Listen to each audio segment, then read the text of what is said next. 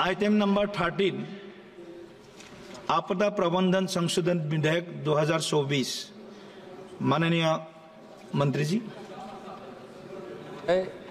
मैं माननीय गृह मंत्री श्री अमित शाह जी की ओर से यह प्रस्ताव करता हूं कि आपदा प्रबंधन अधिनियम 2005 का संशोधन करने के लिए विधेयक पर विचार किया जाए और इस पर कुछ बोलना चाहते हैं तो बोलिए। जी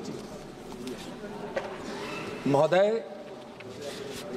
भारत विभिन्न प्रकार के आपदाओं को झेलता है और भारत के लगभग सभी हिस्सों में किसी भी मौसम में कभी भी आपदाएं आए, यह भारत ने देखा है। और 2047 तक माननीय प्रधानमंत्री जी का संकल्प है कि भारत को विकसित भारत बनाना है और उस संकल्प को पूरा करने के लिए जीरो कैजुअलिटी अप्रोच की नीति के साथ सरकार काम कर रही है और आपदाओं से काफ़ी नुकसान भी होता है, लेकिन यह भी सच है कि विगत वर्षों में जब से मोदी जी की सरकार बनी है, कुशल आपदा प्रबंधन के कारण नुकसान में काफ़ी कमी आई है। जान माल के नुकसान में अगर देखा जाए तो जहां 10,000 सुपर साइक्लोन में 10,000 लोगों की जानें गई थी, वहां बिपरजॉय और दाना में 0 मानव नुकसान हुआ है। महोदय, 2005 में आपदा प्रबंधन अधिनियम आया, उसके क्रियान्वयन में राज्यों को भी कई बाधाएं और कठिनाइयां महसूस हुई। उन बाधाओं और कठिनाइयों को दूर करने के लिए कई राज्यों ने गृह मंत्रालय का ध्यान आकृष्ट किया है। आपदा प्रबंधन प्राधिकरणों, सरकार के मंत्रालयों, विभागों और कार्यकारी समितियों के बीच प्रभावी कार्यात्मक एकीकरण की आवश्यकता महसूस की गई, जिसके कारणवश आपदा प्रबंधन संशोधन विधेयक 2024 को माननीय गृह मंत्री श्री अमित शाह जी इस सभा में सदन में लेकर आए। महोदय, इस संशोधन विधेयक के कुछ उद्देश्य हैं जिसको मैं माननीय सदन को जरूर बताना चाहूँगा। आपदा प्रबंधन के क्षेत्र में कार्य कर रहे प्राधिकरणों और समितियों की भूमिकाओं में और अधिक स्पष्टता और कन्वर्जेंस लाने के लिए यह जरूरी है। राष्ट्रीय संकट प्रबंधन समिति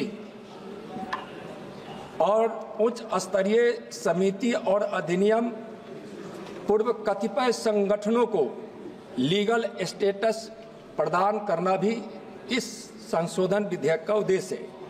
राष्ट्रीय आपदा प्रबंधन प्राधिकरण और राज्य आपदा प्रबंधन प्राधिकरणों के दक्ष कार्यकरण को भी सुदृढ़ करना इसका उद्देश्य है।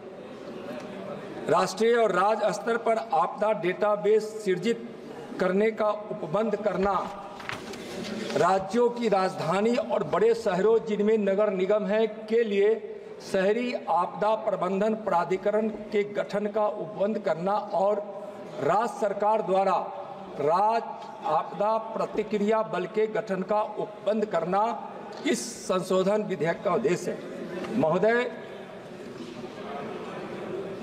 आपदा प्रबंधन के क्षेत्र में माननीय प्रधानमंत्री जी के नेतृत्व में जो कई कदम उठाए गए हैं, उसका परिणाम बहुत अच्छा आया है। फिर भी कुछ कमियां महसूस जब की गई है राज्यों के द्वारा और अन्य हितधारकों के द्वारा, तो यह लाना आवश्यक है और भारत सरकार को भी यह महसूस हुआ कि इस विधेयक को लाकर हम कमियों को दूर कर सकते हैं, आपदा प्रबंधन को हम सुदृढ़ कर सकते हैं। लेकिन इस विगत कई वर्षों में, खासकर 2014 के बाद जो आपदा प्रबंधन की कुछ उठाए गए कदमों की चर्चा से मैं स्पष्ट अवगत कराना चाहूँगा माननीय सदन को। जैसे माननीय गृह मंत्री जी, माननीय प्रधानमंत्री जी के नेतृत्व में जो कदम उठाए गए और आपदा प्रबंधन के क्षेत्र में उसका परिणाम आया है, संक्षिप्त में उसका मैं चर्चा करना चाहूँगा। महोदय, 2016 में एनडीएमए द्वारा पहली राष्ट्रीय आपदा प्रबंधन योजना विकसित की गई और इस विकसित की गई योजनाओं को पूरा देश ही नहीं, पूरी दुनिया ने अपने कई सम्मेलन के माध्यमों से इसकी सराहना भी की है। माननीय प्रधानमंत्री जी ने 2016 में एशियाई मंत्री स्तरीय सम्मेलन के दौरान DRR पर 10 सूत्री एजेंडा जारी किया, जो आज दुनिया भर में आपदा के क्षेत्र में एक सूत्र बन गया है। 2019 में CDRI का शुभारंभ हुआ और अब तक 40 देशों और 7 अन्य संगठन इसके सदस्य बन चुके हैं। आपदा मित्र 350 जिलों में 1 लाख स्वयंसेवी आपदा मित्र को प्रशिक्षित कर आज खुद तैनात है। NDRF में 4 बटालियनों को बढ़ाया गया है, कुल बटालियन अब 16 है। चक्रवात के लिए सामान्य अलर्ट प्रोटोकॉल योजना के माध्यम से तत्काल अलर्ट किया जाता है। पूर्व चेतावनी पहले 3 दिनों का हम करते थे, अब वह 7 दिन पूर्व ही हम पूर्व चेतावनी देते हैं। राष्ट्रीय चक्रवात जोखिम शमन परियोजना के अंतर्गत तटीय राज्यों में पूर्व चेतावनी प्रणालियां स्थापित की गई है। माननीय गृह मंत्री जी ने 2019 में एक बड़ा निर्णय लिया और पहले वहां जब कोई आपदा आती थी तो जब तक वहां से आवेदन नहीं आता था तब तक कोई केंद्र की टीम असेसमेंट के लिए नहीं जाती थी। अब IMCT पूर्व ही जाती है। जब आवेदन नहीं मिलता है हम राज्यों को सूचना करते हैं और राज्य उस सूचना का संज्ञान लेकर जब हमें सूचित करता है तो हम जाते हैं। हम उनके आवेदन का, हम उनके अनुरोध का इंतजार नहीं करते। चक्रवात जोखिम शमन और मोचन हेतु वेब DCRA और DSS टूल विकसित किया गया है। राष्ट्रीय रिमोट सेंसिंग सेंटर द्वारा बाढ़ प्रभावित राज्यों का मानचित्र तैयार किया गया है। भवन निर्माण सामग्री और प्रौद्योगिकी संवर्धन परिषद द्वारा डिजिटल एटलस विकसित किया गया है। हिमालय के क्षेत्र में 28,000 हिमनद झीलों का व्यापक डेटा तैयार किया गया है और इसका परिणाम सुपर साइक्लोन में 10,000 मौतें हुई थी, जो पहले भी मैं बताया। वह बीपर, जॉय और दाना में 0 कैजुअलिटी हुई है। लू से 2015 के पहले जो मौतें हुई थी वह उसके ठीक पहले 2015 के ठीक पहले 2040 लोगों की जान गई थी और 2024 में वह घटकर 244 हो गया है। NDRF ने भी अपने ऑपरेशन के माध्यम से बहुत लोगों की जान बचाया है। राज्यों महोदय, बस संक्षिप्त में अब इसको हम समाप्त करेंगे। IMD का सटीक मौसम पूर्वानुमान आज आपदा प्रबंधन के क्षेत्र में बहुत कामयाब है। हम उस नुकसान को पूर्वानुमान के आधार पर सजग होकर हम उसकी तैयारी करते हैं। इन्वेंट्री का डेटाबेस IDRN द्वारा तैयार किया गया है। एकल आपातकालीन नंबर 112 के साथ ERSS का विस्तार हुआ है। आंकड़े एकत्र करने और DRR के लिए nation disaster management information system का विकास हुआ है। India universities and the institutions network for disaster risk reduction की स्थापना हुई है। अब तक 338 संस्थान इस नेटवर्क में शामिल हुए हैं। एनडीआरएफ द्वारा स्कूलों में सुरक्षा कार्यक्रम चलाए जा रहे हैं। क्षेत्रीय संगठनों जैसे एससीओ, बहु क्षेत्रीय तकनीकी और आर्थिक सहयोग हेतु बंगाल की खाड़ी पहल, बिम्स्टेक और हिंद महासागर रिम एसोसिएशन के तहत आपदा प्रबंधन पर क्षेत्रीय सहयोग बढ़ा है।